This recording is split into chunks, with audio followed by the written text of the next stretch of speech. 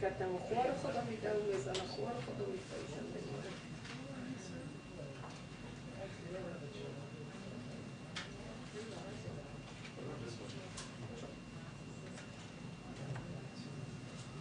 Shimmy khwar khoda megam betaftar. Everybody just pray. I don't know how y'all do it. You want to start? Not to get chicken like that. Yeah. Low press, low highlight. All right.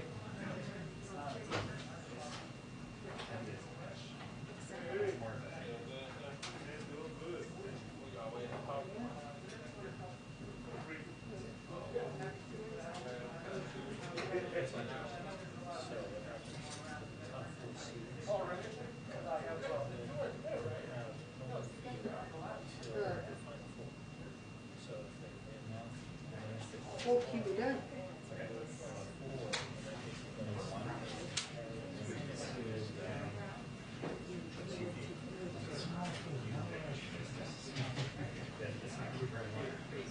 Slamming it back here.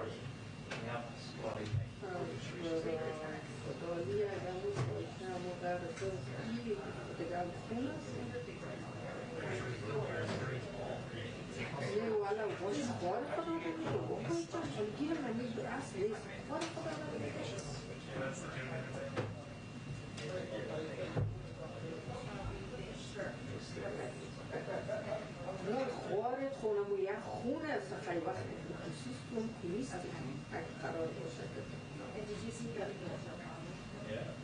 قسم خورم یه دیگه مارچی دیگه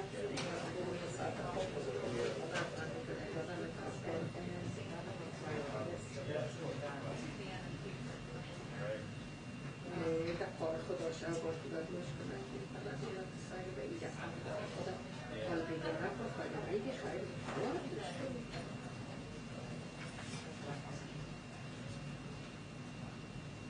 نه نیفا بانو آدمای مادام جایی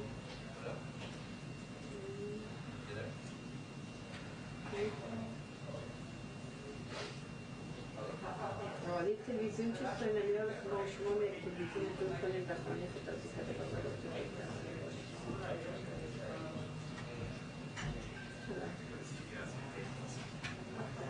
خدا با خدا خوبی است کس نمیگه از خیلی نمیگه آدم نادان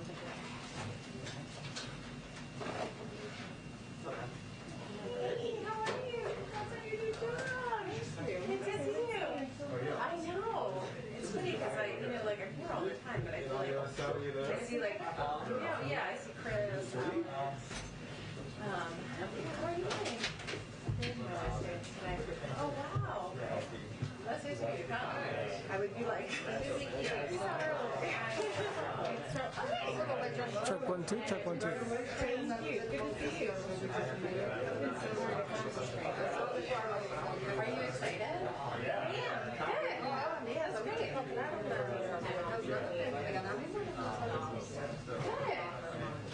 I took my journeys off last year between jobs and it was amazing. Just particularly after like 50 years. Yeah, right. It's like also just like relaxing. That's good. That's great. And you're to the grapevine. You're like staying in Chicago, right? That's great. That's perfect. That's good. Worked out great. I know. Yeah. I'm good. Yeah, everything's good. It's like, yeah, I've been here for like almost a year. It's been busy, but it's been good. Yeah. Thanks. I mean, it's like so different covering these guys, which is fun. Right. Well, I'm downstairs in the booth, so come by and say hi if you want to.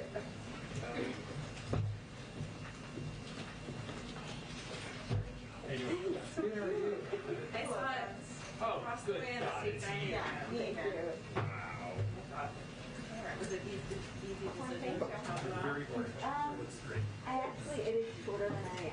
I did not put the items together. Okay. But it's actually like really nice. They're the same color and I decided to wear them together. I Yeah. think it's the. I mean, yeah, they're very good.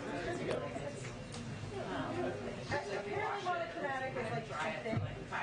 Yeah, but whatever I would say, Kind of awesome. because my wife says that that's the worst sense in the world. So, yeah.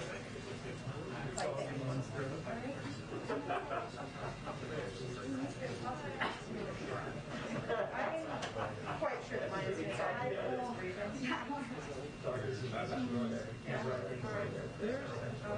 They're happening. Yeah, I know. I just need to bring my charger.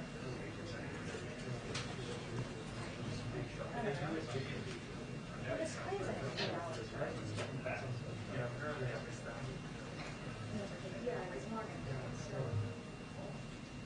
How much? It claims I have 3 hours, but it's like I have. Oh.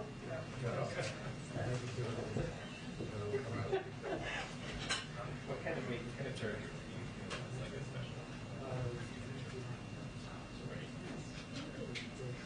I could use USB-C 3.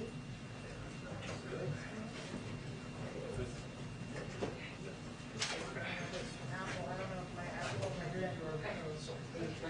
Yeah. So it's USB 3? I mean USB-C works? Yeah, I think so. I don't know.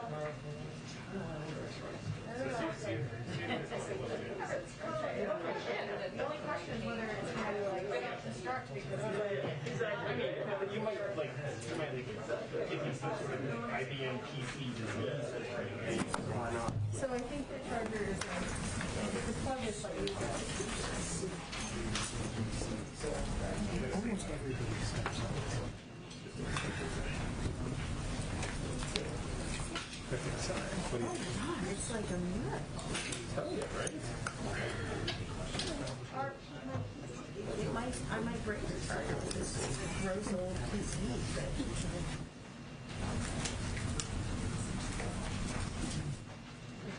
Hello, how are you today?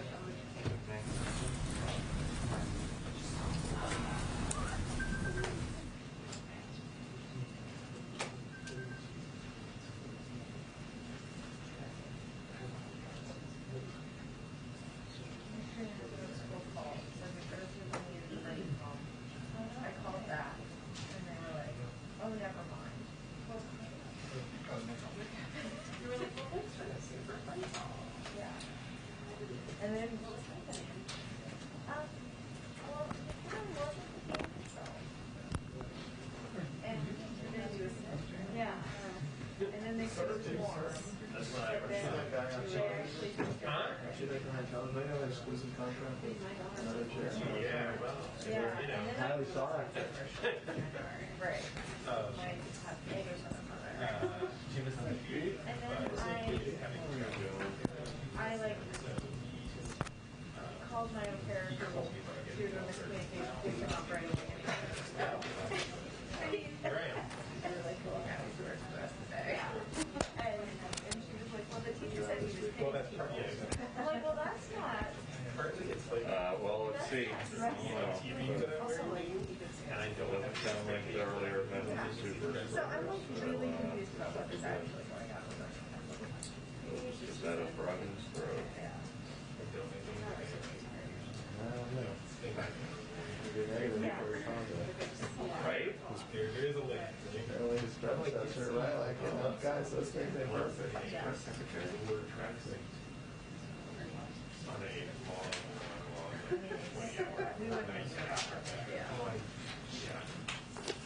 Caesar, does this thing go out live or? No, that's just. Yeah, okay, yeah. Oh, great. In my final broadcast. You should have turn it off. Exactly.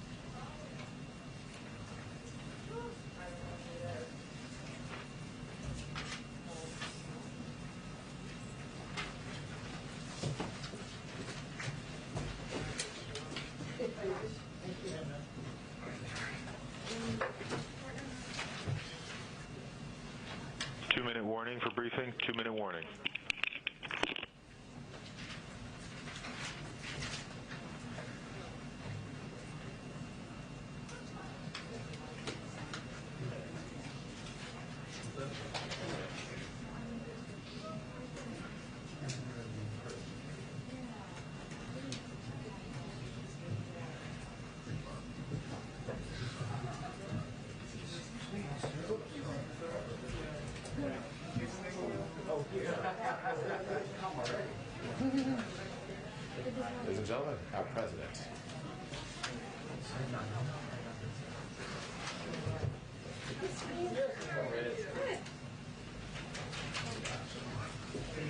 Plug anything.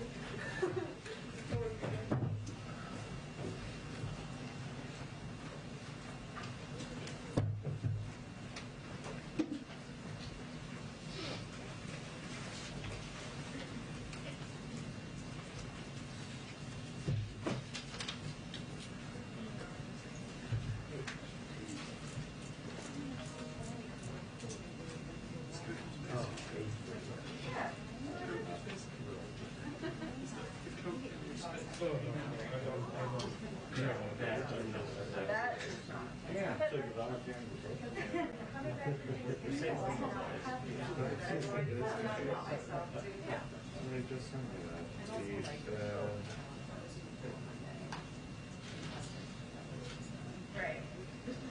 I mean, that's whatever. Is that it? Right. Yeah. No, right. I mean, this is a fascinating thing because this is basically like,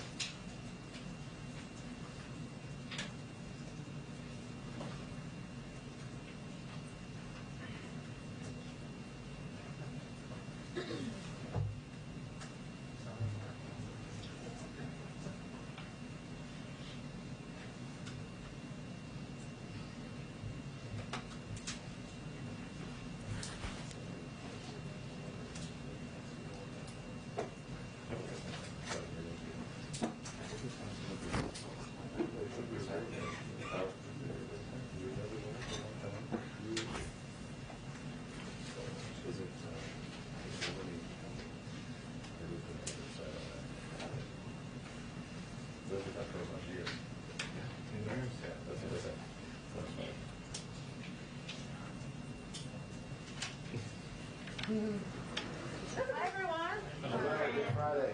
Happy Friday. Okay. A lot happening in the world. I don't have to tell all of you.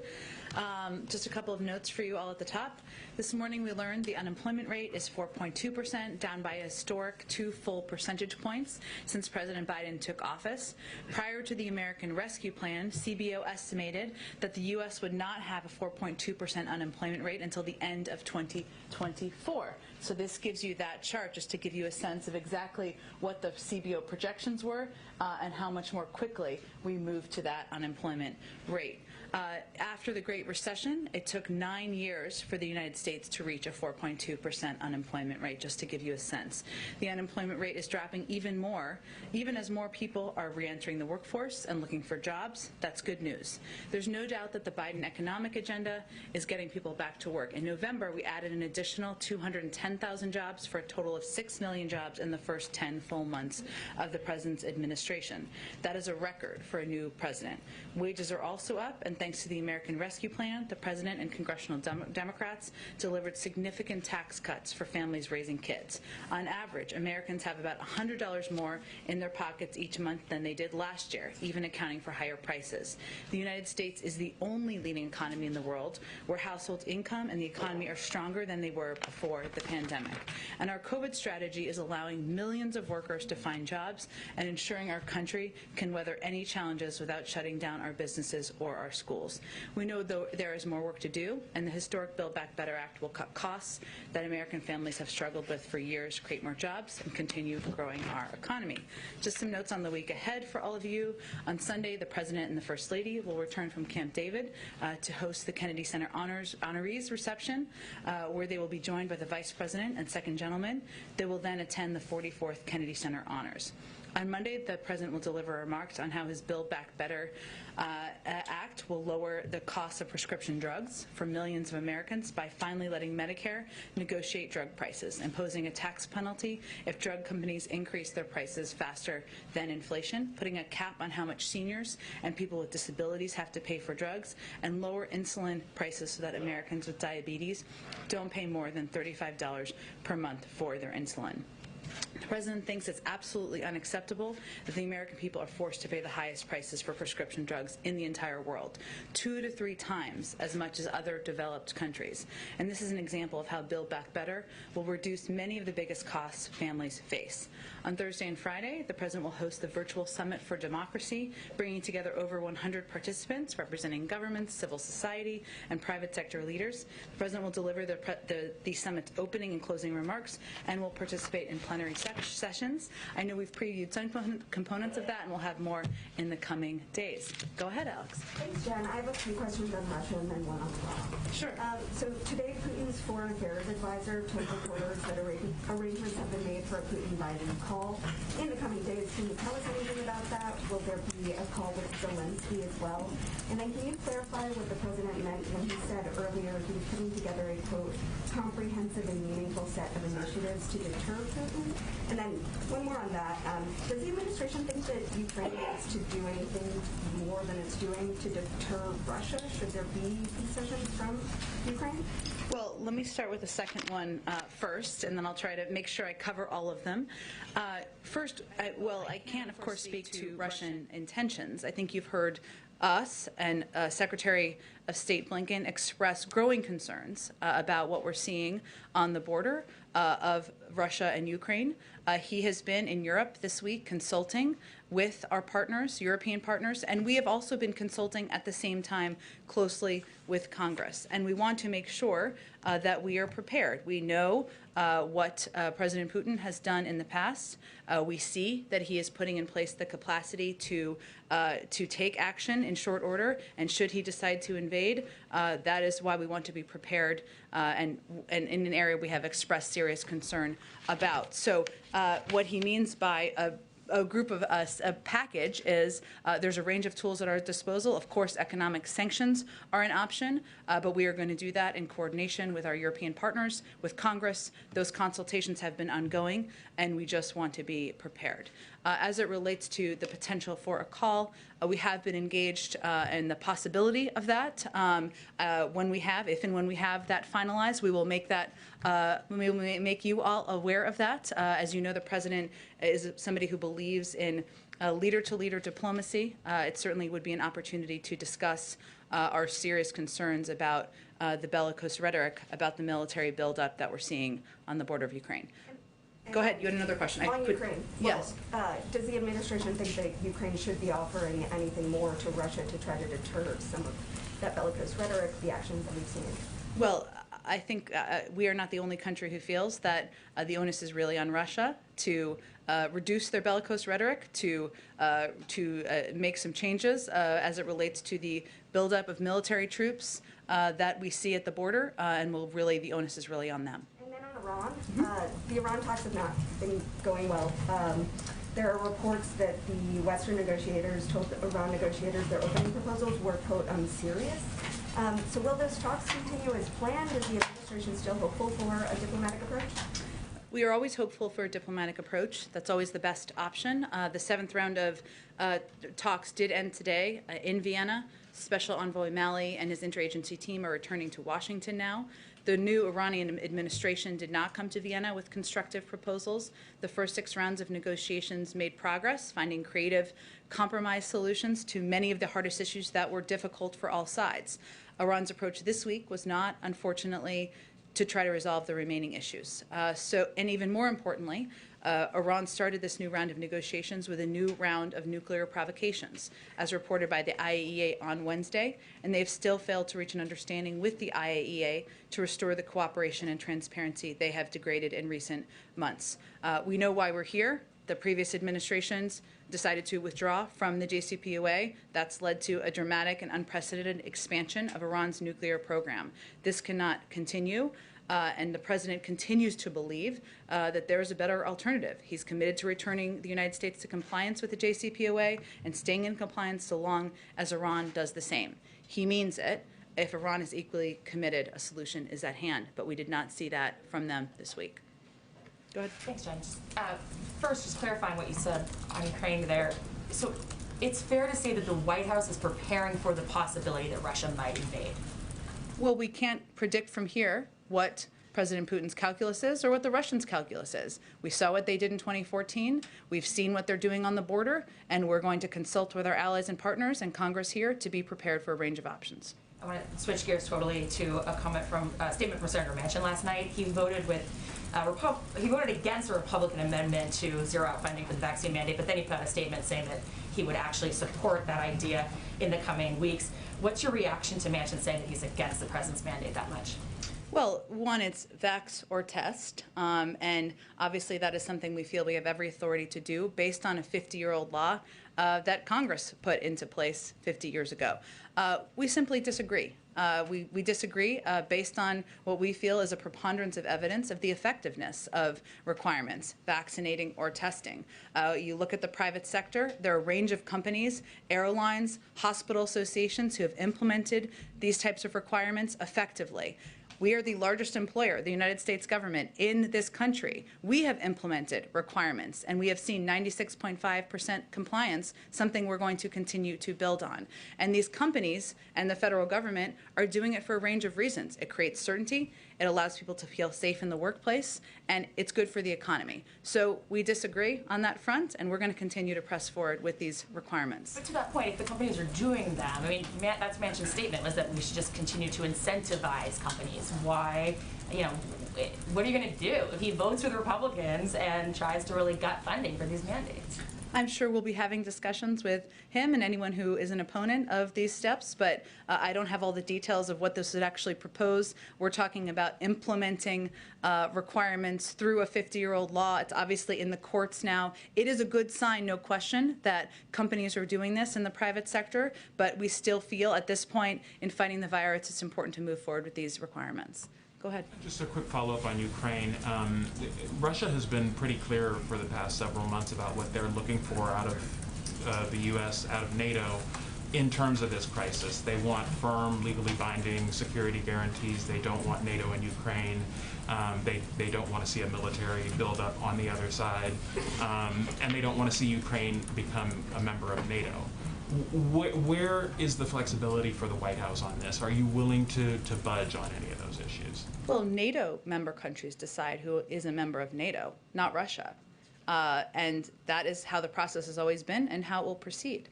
I think it's important to remember where the provocative action is coming from at this point in time. It's not the United States. It's not Ukraine. Okay, so let me ask you about abortion rights. You mentioned yesterday about the president's support for the Women's Health Protection Act, which was passed by the House and the Senate, and the House in September is awaiting action in the Senate. President Biden has talked a number of times about there being areas where he is open to reforming the filibuster. Preventing a default is one of those examples that he's given. Is passing this bill one of those things, and does he want to see quicker, faster, stronger action on that? Well, again, we don't have a ruling from the Supreme Court. We don't expect that for several months. The president continues to believe that codifying Roe is something that should be done, and he supports this piece of legislation. But I think we're getting a few steps ahead in the process at this point. But again, that bill was passed in September. Schumer said it will come up very soon in the Senate back in September. Where is that, and is the White House doing anything to push that along? I would point you to Leader Schumer's office on any status of when that would come forward. Again, it's something the president strongly supports, and he is a strong advocate for codifying Roe. Go ahead. In the president's remarks earlier today, when he was asked about his cold, he said that he is being tested daily for COVID-19. My understanding was that it was done with less frequency of that. I know Dr. O'Connor said that he was tested 3 times this week, but is there a change in protocol where he is going to be tested daily? And what kind of test is he getting, antigen or PCR test? Yeah, I think we just put out some details from Doc O'Connor that outlines how many times he's been tested, and I believe the kind of tests that he received. He received those tests because he had a cold, which would be considered a symptom, but it's not a change in protocol. And so he is not going to be tested daily? No. Okay. And then yesterday, President Biden said that he spoke with Senators McConnell and Schumer on government funding. Has he spoken with Leader McConnell when it comes to the debt limit, and would the president be open to tying the debt limit to the NDAA? I don't have any calls to read out for you, but we are encouraged by the conversations that are happening between Leader Schumer and Senator McConnell about how to address a range of issues that are in front of Congress, including the debt limit. And beyond that, we don't have any update from here. Go ahead. Thanks, Jen. Just to clarify, the president did say he was tested every day for COVID, so did he just misspeak there? Well, I think, Weijia, I would point you to the transparent note we put out from the doctor to all of you that outlines how many times he was tested and exactly what he was tested. It goes into effect on Monday. The burden is on airline workers to verify test results to make sure they're negative. Is the administration doing anything to help train them so they know how to do that and so that they can spot fraudulent results, for example? I would really point you to TSA, a division, of course, of the government. I'm sure that they are taking steps to make sure people are prepared to look for how to verify, but I would really point you to them for more details. Okay, and the president just announced it yesterday. It goes into effect Monday. Can you share what you're doing to get the word out to international travelers, especially to Americans who might be coming home? Are airlines sending out the message to all those travelers? This is not. I would just remind everyone that this is from 3 days to the day in advance. So it is a change in that regard. It is not an entirely new component. We have communicated that effectively. I think travelers have been able to abide by the 3-day requirement. We will communicate through a range of channels we've done in the past, but we don't expect there to be an issue. And then just one more quick one. A lot of these at-home tests come with a stick. So your test result is the stick that either has 1 line or 2 lines on it. But the FAQ section says that you need you will need to show a paper or digital copy of your test result. So is the stick the test result? Again, Weijia, we've been implementing these requirements for the 3-day requirements since we returned to international travel effectively. I would point you to TSA and others for specifics, but this is not an area where we've had issue, and we don't anticipate them in advance of Monday. Go ahead. Thanks, Jen. The Build Back Better plan's price tag is being described as incomprehensible by Congresswoman Abigail Spanberger, a Democrat. And Lindsey Graham says that he has heard from the CBO that they're going to do an alternative cost estimate and that it's going to cost more and add more to the debt. So is there any thought around here to maybe waiting for Build Back Better until a month that you don't have this big... Let me do the best I can. Let me do the best I can for you here. In terms of the report of a new CBO, That is not exactly how it works.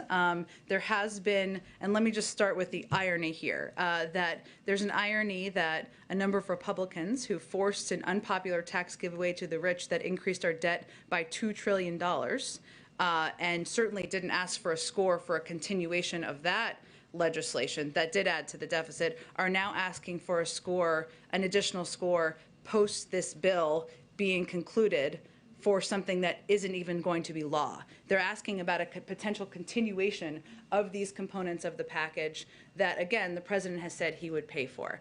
I can't get into the psyche of why. I would suggest that it might have something to do with their opposition to raising taxes on corporations. That seems to get under their skin a little bit. We disagree with them on that front. I would say the CBO has put out a score. A number of economists have put out scores. We have outlined in the past that a great deal of experience scoring components like the IRS tax savings. That's something that the former head of the CBO has also spoken to in the past, and that there are estimates about those cost savings that lead to not only our assessments of the cost and savings from the package, but the assessments by many economists. Okay. On the pandemic, it's been more than 2 weeks since President Biden had a call with Xi.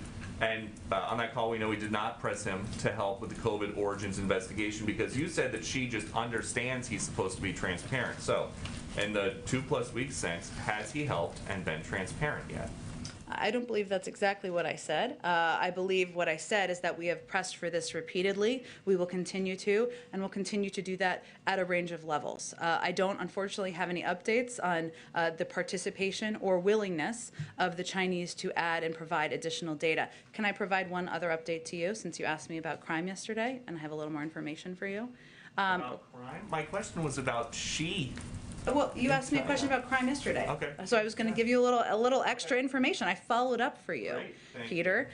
So I would note what should have added yesterday, but I learned afterwards, is that the Justice Department, the FBI, and the federal law enforcement have been in contact with jurisdictions where we have seen this high level of retail theft. So, for example, in Los Angeles, we've seen a rash of robberies. The FBI is providing assistance to a multi-jurisdictional task force led by the LA Police Department. I'd also note that on top of that, the Department of Justice announced last week that San Francisco, where a number of high-profile retail thefts have happened, will get money to hire 50 more police officers through the COPS program that the president has championed. That came as part of nearly $150 million in similar grants nationwide. So just a few updates for you. Thank you for that. We will include that in our I look coverage. forward to seeing it on Fox later today. It's on Fox right now, I Okay, think. I bet it is. One more topic to follow up on some of the questions from earlier.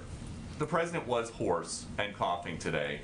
A lot of people in the workforce are encouraged not to go to work if they are exhibiting those symptoms, even if they are fully vaccinated. So are the rules different for the president?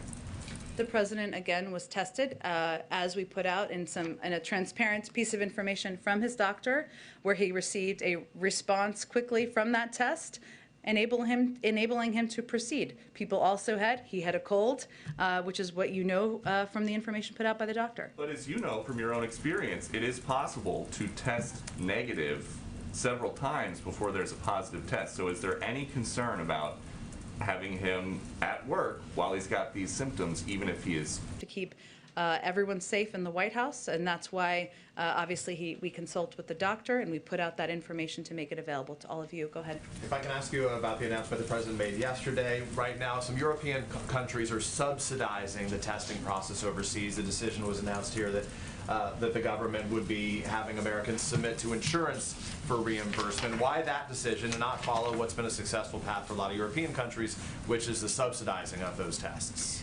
Well, I would note first, Peter, that the announcement made yesterday builds on the steps we have taken to date, which includes ensuring there are 8 FDA-approved tests available out in the market, home tests. There were none available at the beginning. There were half that number available just a few months ago. We've also quadrupled the size of our testing program and capacity just since this summer.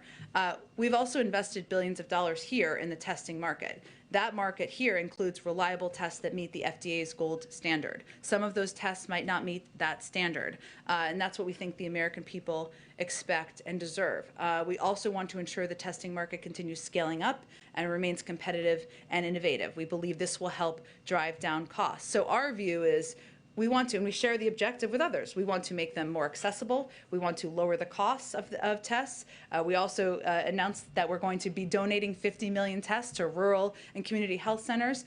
That's what we're trying to achieve here, and we feel this builds on the steps we've already taken to date. But we have different tests, we have different market approaches here, and we're going to continue to build on what we're doing here in the United States. The President, in his remarks earlier today, said talking about progress is not enough if Americans aren't seeing it, aren't effectively feeling it in their everyday lives. Why do you think that is, that Americans aren't feeling it yet? Is that a policy issue? Is it a messaging issue? What's the that COVID still has an overlaying impact on people and how they're seeing things day to day for good reason. People's lives don't look like they did a few years ago. You're worried about going to work. You're worried about your kids getting sick. You're worried about whether you're going to be safe in a restaurant or going to a concert. That impacts how people feel about how they're experiencing the economy. And there's no question, as much as we're seeing encouraging economic data, data doesn't move people. I can tell you that as a communicator. Their experiences in their daily lives move people. So that will give people a bridge to what he's trying to achieve here. Two last little thoughts, just following up on the questions about his health. Obviously, like everybody else, we wish that he will get well soon.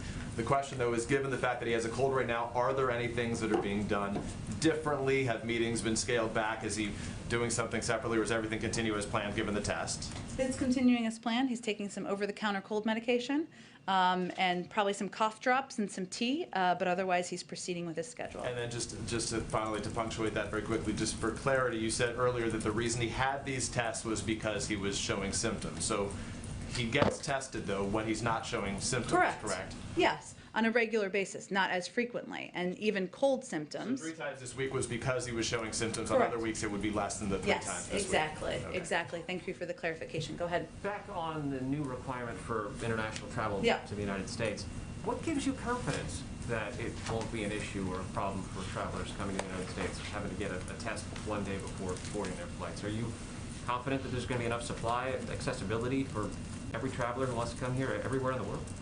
Well, there have been some exemptions announced by the State Department where tests are not as readily available. So we look at all of the factors here, Steve, and we're not trying to make it more difficult for people to return home. We're trying to take every step to protect the American public.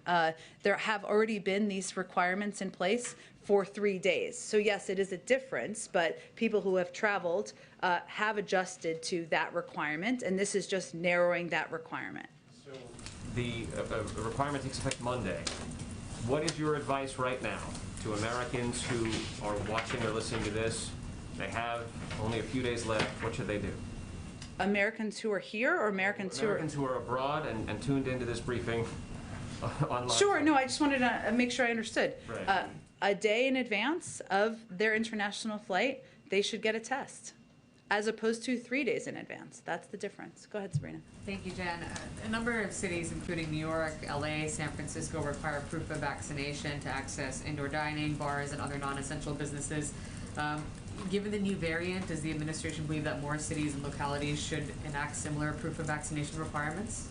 They may decide to do that. Our approach and our view has always been that's up to cities and localities. It is not, as you know, that CDC guidance has changed on this front. There's a lot we don't know about the variant. We're learning more every single day. But again, we continue to believe that's up to states and localities and what they need to do to protect people in their community. And just similarly, with respect to cities and localities, there are a number of cities that still have not reinstated mask mandates. But they do fall within the substantial or high transmission category that the CDC has outlined for areas where there should be indoor mask mandates in place. So do you think cities like DC and New York, which are still in substantial or high transmission, should abide by the CDC guidelines? Of course they should. Every city should. I would note, this wasn't exactly your question, but I felt this was an interesting piece of data as it relates to vaccination rates. Yesterday, 1 million people received booster shots, 2.2 million shots total. That's our highest day since May. So just to give you a sense of how people are consuming information, we obviously don't want that to be a response. Our objective is not for people to be scared. That is not what we're trying to do here. But certainly you're seeing that the impact of how this is being communicated about is being felt in communities. People are taking steps to protect themselves. Go ahead. In the state dining room earlier, the president said he was putting together the most comprehensive and meaningful set of initiatives to make it very difficult for Mr. Putin to go ahead with actions towards Ukraine. Are any of those initiatives military in nature? Well, I'm not going to outline them in more detail from here, but I would note that obviously economic sanctions in a range of formats, economic steps are always a part of the option. We have, of course, provided a range of security assistance to Ukraine in the past, and that's something that remains under consideration. But that's what I can preview at this point in time. And just on the next tranche of Fed nominees, has President Biden finished the interviews for those 3 slots? I don't have any update on the personnel process. You can all continue to plan for him to announce the additional nominees in short due time, but I don't have any update on the day. Afghanistan, please. Go ahead. Thank you very much, Jen. Winter is very close, and Afghan people are still in a bad situation, food crisis.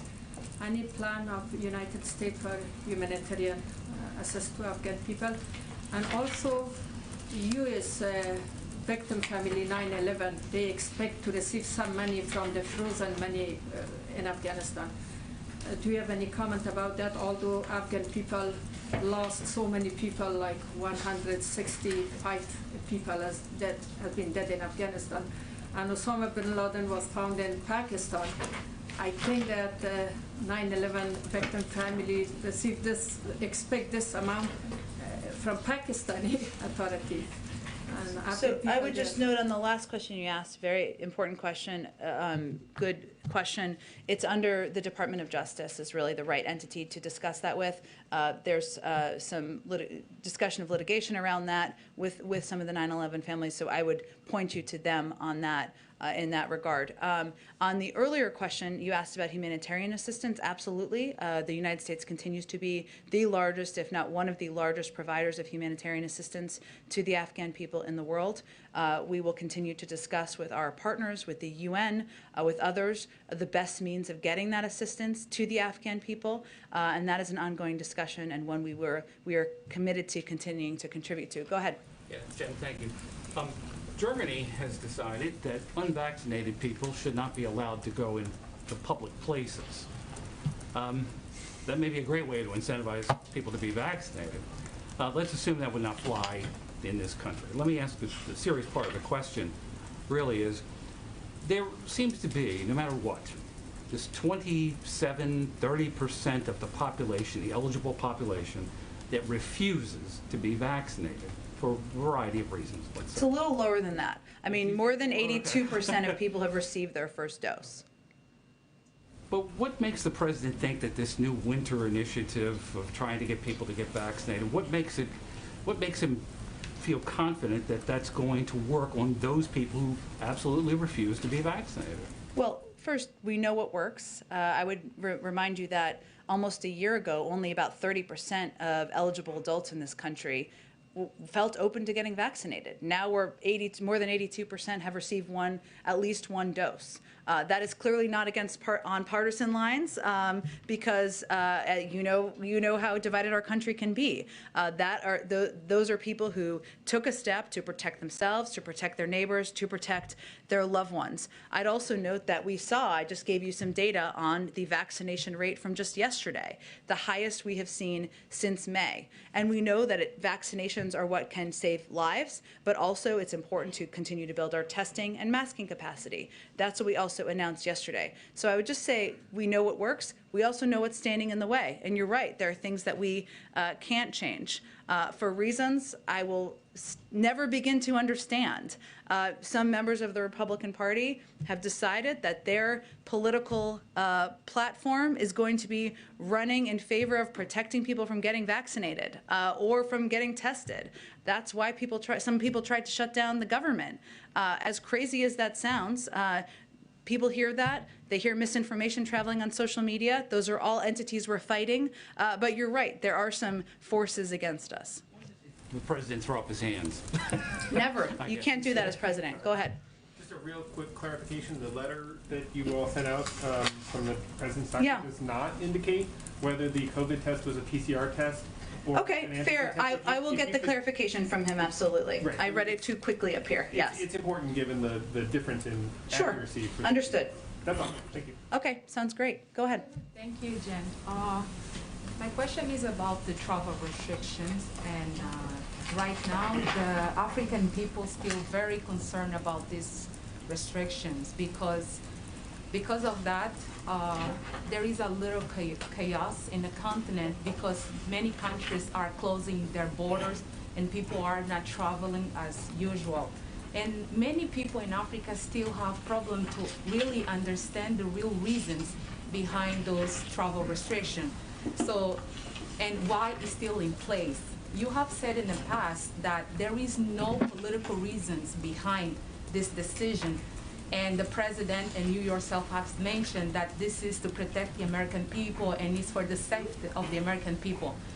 But if this was really about the safety of the American people, why some countries in Europe and even Canada that has the variant are not included on this travel restriction list? And even African countries that doesn't have the variant are on the list. So how do you explain to the African people who are watching you right now that there is no political reasons behind, even though it looks like there is?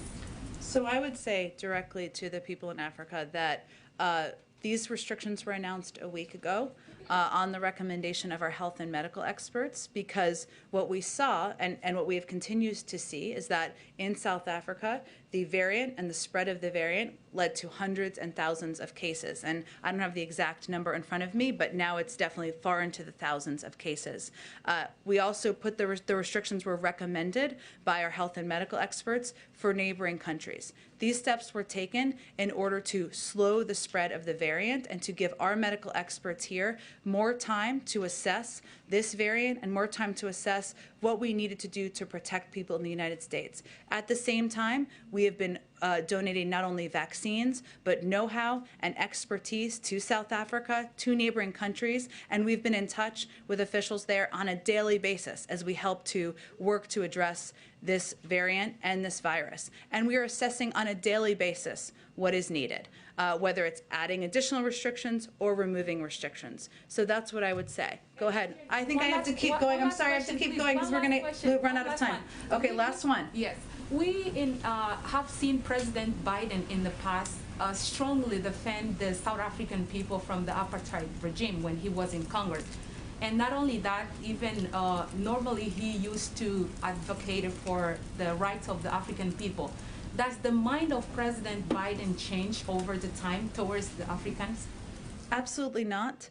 What we're trying to do here is work in partnership to address a variant and address a virus. And we are in touch on a daily basis with leaders there, with health officials there, about everything we can do to be a partner in that effort. At the same time, the president needs to take steps to err on the side of protecting the American people from the spread of a variant we knew little about and we're learning more about on a daily basis. Go ahead.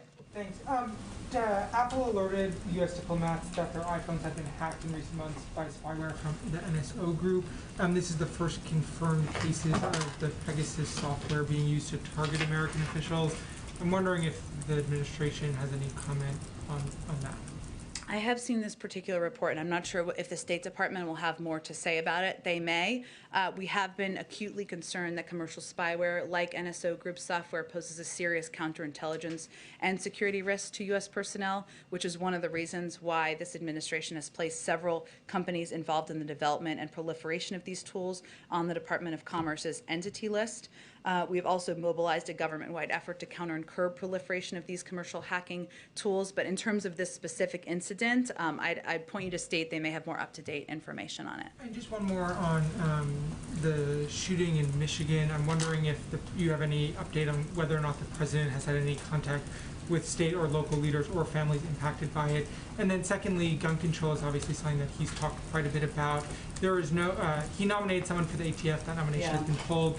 should we expect someone else to be nominated for the role, or any more of a focus from the president on gun control, given what happened this week? Well, absolutely. I mean, gun safety is something that has been a core issue for the president for decades. As you know, and you've heard me say from here before, he led the effort to pass the assault weapons ban, to get the Brady bill passed and background checks. And even since he's come into office in April, he announced a set of actions to reduce gun violence, including reining in the proliferation of ghost guns, an issue that ghost guns are something that has really been a rising contributor to violent crime, to crimes out there, and to gun violence. Better regulating stabilizing braces and encouraging states to adopt red flags through the Justice Department, issuance of model legislation. And in June, he announced a comprehensive plan to reduce gun crime. The fact is there are 3 bills right now that have passed the House. The Violence Against Women Act, which includes provisions to keep more guns out of the hands of abusers, the bill to require background checks for all gun sales, and also Build Back Better, which includes a historic proposal to invest $5 billion in evidence-based community violence interventions. So this is central. He will continue fighting for this, and he will continue to look at what steps can be taken through executive action as well. But this will continue. At this point to read out, I will check and see if there's any update to that. Go ahead. Yeah, back to the travel restrictions. Once these restrictions are in place, it seems like it can often be pretty hard for them to go away. India had a travel ban for months and months and months. The UK had a travel ban for like a year. So are there specific metrics that the White House is looking for to decide, okay, let's let these people travel here again? Especially given that it's here. There's community spread in the United States. And there are tens of thousands of cases in South Africa, and there are a half a dozen we're aware of here in the United States. That will grow and increase. I would refute one notion. We can make the decision based on the health and medical experts, and they're meeting on a daily basis, to roll back any restrictions. There are some, as you have said, that have been in the place for weeks or months for a reason, right? And if there had been a recommendation to roll those back sooner, we would have abided by those recommendations. So this is being evaluated on a daily basis with our health and medical experts and team. We really rely on them for their assessment of when it is appropriate and the right and a science-based decision to do exactly that. And do you know if there are any particular metrics that they use for those decisions? There are, but I would really point you to the health and medical experts to speak to that more effectively. Go ahead. Just following up on the Afghanistan question, you mentioned ongoing discussions. Given the level of crisis that's happening there and how it's worsening, is there something more specific that you guys are asking for? A deadline? Will the president entertain lifting some of the sanctions? Can you get a little more specific on what? Well, what I was trying to get at is that one of the challenges in Afghanistan, I think you can agree on this, is the logistics of getting humanitarian assistance around to different communities. And that's one of the areas we've been discussing. So that's what I was getting at. We have provided a enormous amount of humanitarian assistance, and we will continue to. And that is something that others of our partners are as well. But we also recognize the logistical challenges. That's something we've been discussing. So that's what I was referring to. What about the sanctions? Is there any entertainment of lifting some of the sanctions? There hasn't been a change to that. I would point you to the State Department. Tom West obviously had some discussions with the Taliban, but our policy on that has not changed that I'm aware of. Go ahead. The national debt is now over $29 trillion. That's more than double a decade ago when then Vice President Biden went across the street and led discussions with lawmakers at the Blair House. You said that he's encouraged that Leader Schumer and Leader McConnell are discussing this issue, but does he want any direct engagement himself? Do you see any sort of scenario where the president tries to strike some sort of grand bargain like President Obama and John Boehner tried to attempt a decade ago? I think you're combining a few things there, so let me do my best here. One, the debt limit is about paying the bills that are already due, right? And so our proposal, our preference is always to do that through regular order and just raise the debt limit to ensure that we are protecting the full faith and credit of the United States government. As it relates to what the debt looks like, we agree.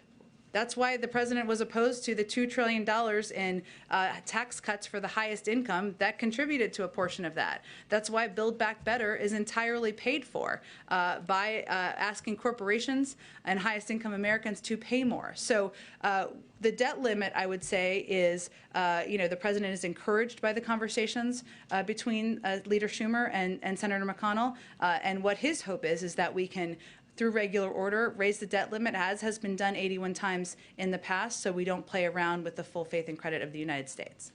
Go ahead. Thanks, Jen. There's reporting on an alleged Chinese submarine in the Taiwan Strait. Has the president been briefed on that? Is he concerned about it potentially escalating into an unintended conflict? And just on a more broader level, is the administration preparing for any kind of potential increased Chinese provocations, either in the Taiwan Strait, South China Sea, anywhere, in case Beijing decide to express their frustration ahead of the Democracy Summit? Well, I would say first, we always raise concerns we have about any provocations or escalatory behavior that we see. I have not seen this exact report, so let me check with our national security team and see if there's more that we can get back to all of you. Go ahead. Just to double check some more reporting that the president is pursuing or planning an in-person summit between the U.S. and ASEAN leaders in January. Can you confirm that? I'm not tracking that plan, but I will check and see. Where was that supposed to be? I think it was reported by some Asian media, including Japan. Oh, got it. Okay, the ASEAN Summit. I will get you and see if there's more details on that. Go ahead. Jen, you've been clear going back until at least September every time I ask about the administration's position on the Uyghur Forced Labor Prevention Act. You've said numerous times that the president doesn't have a position. There's new reporting in the Washington Post that in October, the Deputy Secretary of State was telling lawmakers to slow the bill down. So is the administration on the same page? And why does it seem that the Deputy Secretary of State was saying in private to lawmakers to slow this down, while in public the White House has been saying that the president is neutral? Well, I wouldn't say we're neutral. I would say we share Congress's concern about forced labor in Xinjiang, and in fact have taken a number of concrete measures, as you know, on our own, including but not limited to visa restrictions, global Magnitsky and other financial sanctions, export controls, import restrictions, the release of a business advisory, and rallying the G7 to commit action. So I would say we are hardly neutral. We have strong concerns, serious concerns, and we are absolutely not lobbying in any way against the passage of this bill. There are negotiations and discussions between members of Congress. The executive branch often offers Congress technical advice to make legislation effective and implementable by the agencies responsible. Those are the conversations that are happening, but we absolutely support and have been advocates for doing more to put in place accountability here. You laid out a number of executive steps that the president has taken, and then also how he's rallied the world, at the G7 on this issue. Does he want Congress to do anything additional? I mean, he's leading on the world stage. Is he going to lead in Congress in terms of actually getting something in the law? There's negotiations he fully supports between members of Congress, and he supports the objective of doing more here. And as is evidenced by the fact that we have done a great deal. We're offering technical assistance. Again, we're not lobbying against this bill in any way, shape, or form. That's a normal part of the process in order to make sure legislation can be effective and implementable. That's where the status of it is at this point in time. We gotta wrap it up. Go ahead. Thanks, Jen. I wanted to ask you about Mitch Landrieu's team, the infrastructure. Sure. Can you talk about what specific tasks that team is going to be handling, what kind of staff he's going to get, and who they're already meeting with and working with? Well, in terms of the staffing question, I think that's still being determined. But what his role will be, I would say, is akin to the role Gene Sperling has had in implementing the bipartisan infrastructure piece of legislation that includes engaging closely with local elected officials, mayors, governors, a group of agency leaders he meets with on a regular basis to talk about what their plans are for implementation. So it includes overseeing all of those components to make sure this piece of legislation is effectively implemented and is done so with